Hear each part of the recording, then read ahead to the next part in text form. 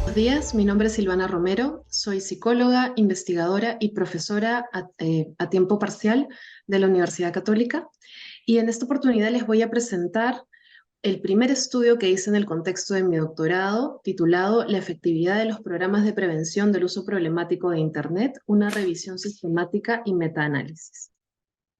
Primero partamos por definir qué cosa es el uso problemático de Internet. Hay muchos términos en la literatura para denotar esto: adicción a Internet, uso compulsivo de Internet, dependencia de Internet o uso patológico de Internet.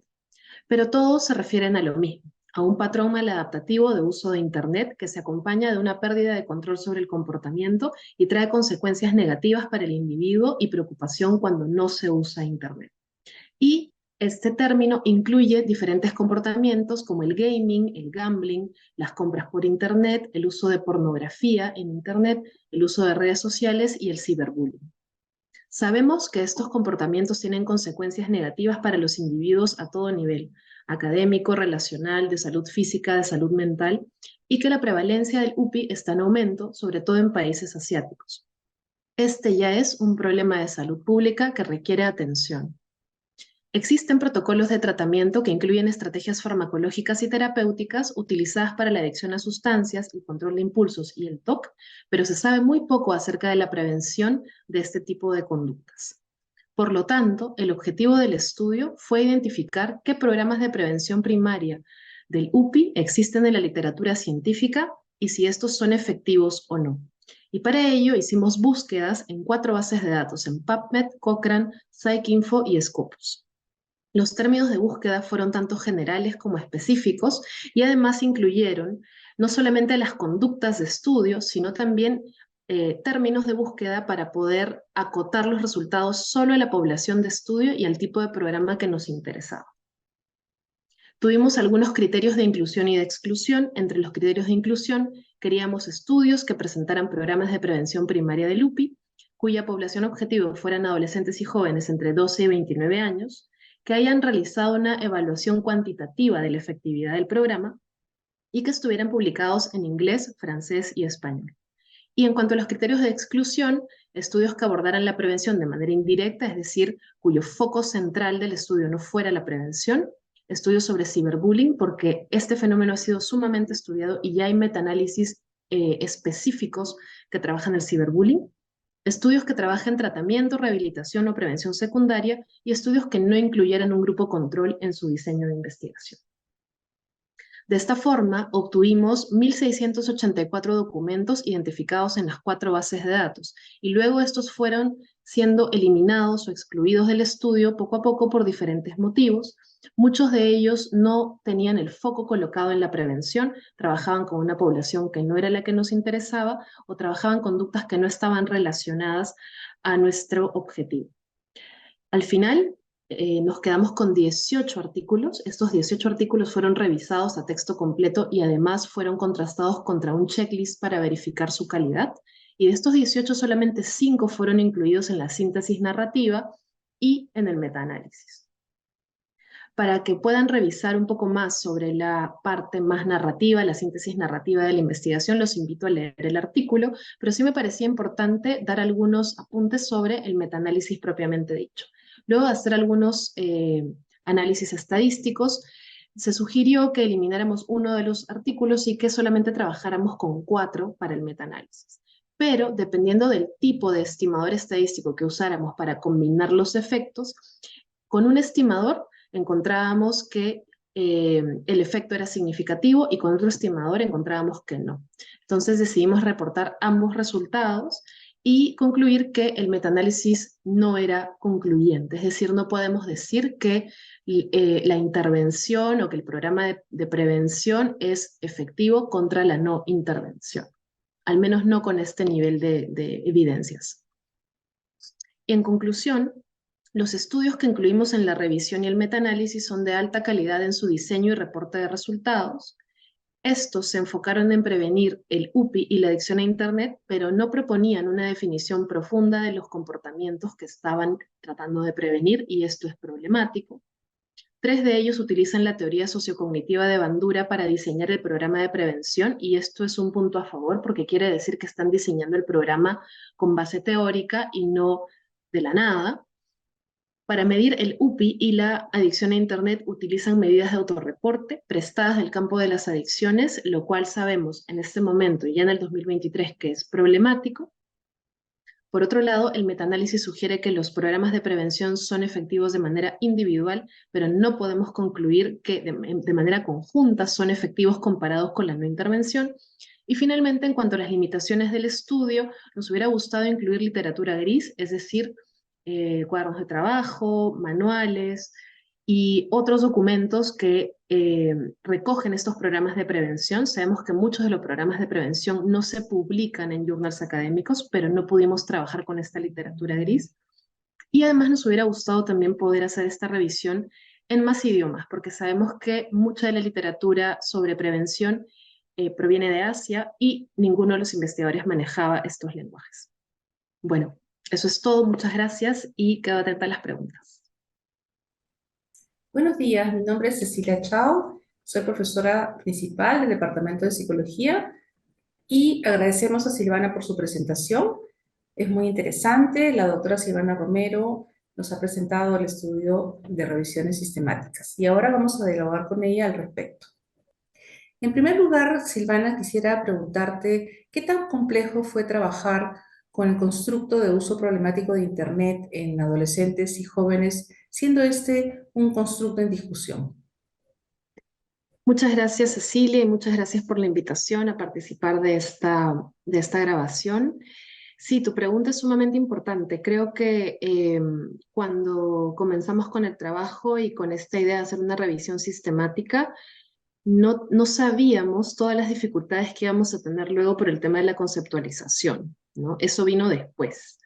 Pero sí, fue sumamente retante porque se trata de el uso problemático de Internet, se trata de un constructo que sigue en discusión, sigue en debate, sobre todo si es que podemos hablar realmente de un uso problemático de Internet o tenemos que enfocarnos en conductas específicas. Y de esta manera Internet no es lo que eh, convierte una conducta en adictiva, sino es solamente el medio por el cual ciertas conductas que ya se hacían en la vida cotidiana tienen otra plataforma, digamos, para desarrollarse. Entonces, sí, fue sumamente complejo, pero hasta ese momento ese era el conocimiento que teníamos y por lo tanto continuamos trabajando con esos términos, ¿no?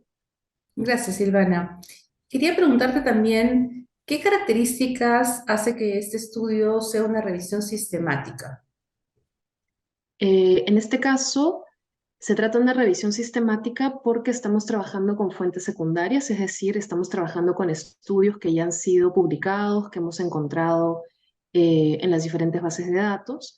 Tenemos una pregunta de investigación que es acotada, específica, y se sigue una metodología rigurosa para la búsqueda de los artículos y luego para el análisis de los mismos. Eh, y creo que eso es lo que lo convierte en una revisión sistemática y no en una revisión, digamos, más global como la que haría a un autor o un investigador cuando está buscando literatura para comenzar a hacer su trabajo. Muy bien. Esta entrevista se hace en el marco de la Comisión de Investigación del Departamento de Psicología y por lo tanto queremos ahondar justamente en el tema de método. Te quería preguntar también, ¿qué tan importante es tener una clara definición del problema para hacer una revisión sistemática como la que has realizado?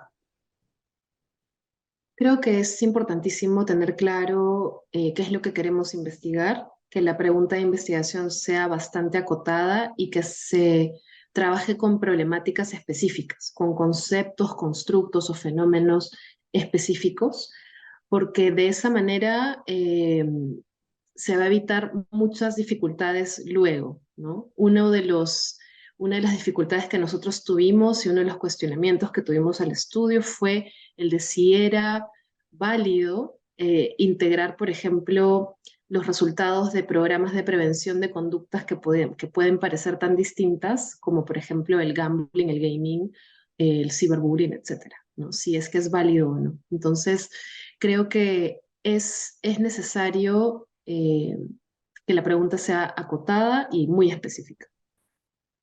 Muy bien. Y sobre la metodología, quería preguntarte, ¿cuáles fueron los principales retos que tuviste para realizar este estudio? Creo que el mayor reto fue el decidir si se hacía o no se hacía el metaanálisis, ¿no? Y qué tipo de estimadores estadísticos eran los que íbamos a utilizar para poder generar estos efectos combinados, ¿no? En mi caso, bueno, si yo manejo la estadística bastante bien, para mí era la primera vez que hacía un metaanálisis, entonces tuve que pues, meterme a investigar, a practicar, a encontrar incluso nuevos softwares para poder hacer esto, y creo que esa fue una parte bastante retadora, ¿no? Yo era más de la línea de quizá trabajar con una revisión narrativa, digamos, hacer una síntesis narrativa, pero no necesariamente hacer el metaanálisis, ¿no? Entonces eso llevó bastantes discusiones, bastantes debates, y finalmente decidimos hacerlo, ¿no? Porque consideramos que teníamos la suficiente homogeneidad en los estudios como para poder trabajarlos de esa manera. Y Silvana, esta entrevista tiene la finalidad de motivar a profesores y también estudiantes para utilizar este tipo de metodología. Quisiera opinión sobre esto, si podríamos trabajar con los estudiantes de pregrado y qué características requeriría el investigador para hacer este tipo de trabajo. Sí, yo creo que es sumamente importante comenzar a trabajar esto cada vez más, no solamente los estudiantes de pregrado, sino también los profesores. Creo que ahora la cantidad de literatura que tenemos para distintos fenómenos y distintos constructos con los que trabajamos es sumamente abundante. Hay muchísimo ya hecho y el volumen de publicaciones está creciendo exponencialmente. Entonces es muy difícil eh, determinar uno mismo qué vale la pena leer y qué no vale la pena leer, ¿no? Entonces, incluso ahora se está proponiendo, por ejemplo, que el primer estudio de una investigación doctoral sea hacer una revisión sistemática y un metaanálisis, o que el primer estudio dentro de un proyecto con fondos europeos sea el de hacer una revisión sistemática, porque justamente permite eh, que se pueda sintetizar toda la información que existe, ¿no? Y tenerla disponible para luego tomar decisiones sobre qué estudios hacer posteriormente. Entonces, si bien es un trabajo retante, creo que sí es importante que se haga. eh, y es importante que los estudiantes estén familiarizados con estas metodologías, no solamente leyendo más revisiones sistemáticas y metaanálisis en los cursos, sino también eh, quizá trabajándolo en su tesis de licenciatura. Características, yo te diría mucha rigurosidad, mucha capacidad de análisis y síntesis, curiosidad por nuevos métodos estadísticos, eh, pero sobre todo darse cuenta de si el fenómeno que quieren estudiar ya ha sido muy estudiado previamente y por lo tanto plantear una investigación de repente no es lo que vale más la pena, sino revisar y sintetizar todo lo que ya se conoce sobre este fenómeno. Entonces, eh, si se evalúa que es pertinente, creo que sí vale mucho la pena que se trabaje en pregrado. Muchas gracias, Silvana. Y también queríamos saber si tú recomendarías este tipo de, digamos, de revisión sistemática para alguna área específica de la psicología. Creo que, eh, creo que se ajusta a muchas áreas de la psicología. Eh, no estaría pensando necesariamente en un área específica, pero creo que en áreas de la psicología en las que se trabaje, por ejemplo, con intervención, ¿no? Y donde se pueda trabajar con resultados cuantitativos, puede valer la pena, por ejemplo, realizar un metaanálisis, ¿no? Ahora, también es importante seguir actualizándonos porque existen muchos tipos de revisión sistemática ahora, ¿no? Y las distintas organizaciones que trabajan con esto ya proponen otro tipo de revisiones, ¿no? Por ejemplo, el Scoping Review o el Umbrella Review y este tipo de cosas. Entonces, dependiendo de qué tipo de constructos estemos trabajando o en qué área estemos trabajando, de repente no se trabaja un metaanálisis, pero sí se puede trabajar un Scoping Review o un Umbrella Review, ¿no? Entonces va a depender mucho de con qué fenómeno estamos trabajando. Pero sí creo que se puede ajustar a todas las áreas de la psicología. Sí, muchas gracias. Sí. También considero que necesitamos, como tú mencionas, capacitarnos en estas temáticas tan actuales, ¿no? Quisiera también que me comentes un poco cuáles consideras tú son las principales, digamos, aportes de este tipo de investigación que usa la metodología de revisión sistemática.